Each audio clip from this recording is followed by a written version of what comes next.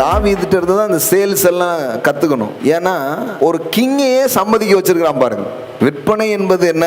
சம்மதிக்க வைக்கிறது. ஒரு ஆடு மேய்க்கும் சிறுவனா இருந்தவன் ஒரு ராஜாவையே சம்மதிக்க வச்சிருக்கிறான் பாருங்க. எவ்வளவு பெரிய ஒரு காரியம் பாருங்க. Conviction, the power of conviction. எப்படி கன்விக்ஷன் பண்றான்? இப்படிதான் பாருங்க, ராஜா ஒரு முறை ஆடு மேய்ச்சிட்டு இருந்தேன், கரடி வந்துச்சு, இன்னொரு முறை சிங்கம் வந்துச்சு, அதெல்லாம் நான் டீல் பண்ணிட்டு தான் வந்திருக்கிறேன் அப்படின்னு சொல்லி சொல்லி சொல்லி ராஜா கிட்ட எதையோ பேசி ஒரு ராஜாவையே நீங்க நம்ம இந்த கதையை படிக்கும் போது கோலியாத்தை ஜெயிச்சதை பெருசா படிக்கிறோம். ஆனா என்ன கேட்டீங்கன்னா, முதல்ல இத்தனை பேருடைய மனசுல கன்விக்ஷனை உருவாக்கி அதுல ஒரு வெற்றியை பெறான் பாருங்க. அதுதான் பெரிய வெற்றி.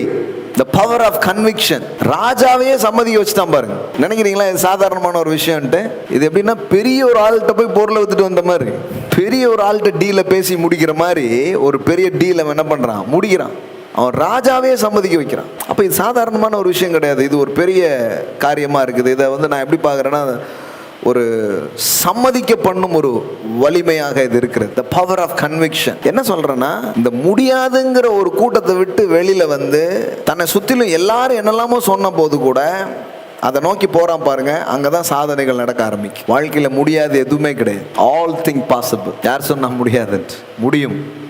கடவுள் உங்க கூட இருக்கிறார். முடியும். இது நம்புங்க.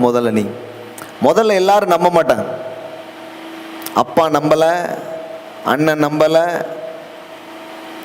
அரசனும் நம்பவில்லை. ஆனால் தாவீது நம்பினான். என்ன நம்பினான்னா, கடவுள் என் கூட இருக்கிறார், ஏற்கனவே சின்ன சின்ன வெற்றிகளை நான் பார்த்துருக்கிறேன், இந்த பெரிய வெற்றிகளை நான் பார்ப்பேன். எவ்வளோ ஒரு தைரியம் நீங்க பாருங்க. ஒரு சிறு பையன் ஒரு ராஜாவை போய் ராஜாட்ட பேசி ராஜா கிட்ட ஒப்புதலை வாங்க முடியுதுங்கிறது எவ்வளோ பெரிய விஷயம் பாருங்க.